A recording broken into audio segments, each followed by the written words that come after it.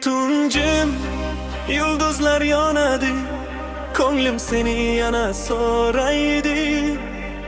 Shahar chirog'i porlaydi, lekin yurak seni izlaydi.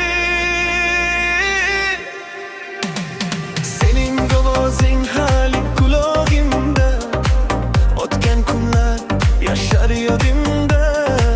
Men yuraman yolg'iz ko'chada, sen yo'qsan lekin bor hayolimda.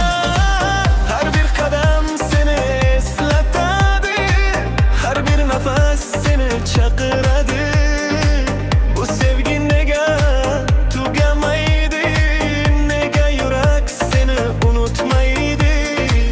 Qaytgin desam shamoljim bo'ladi, ko'zlarimda yomg'ir to'xtamaydi.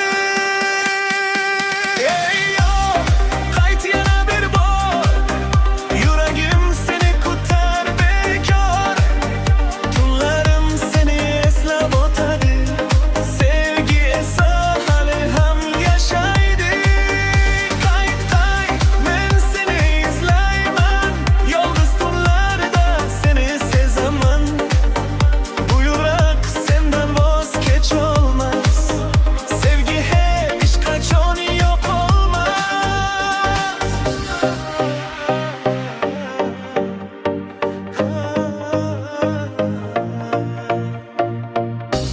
Shahar ichra sening izlaring, xotiramda qolgan so'zlaring.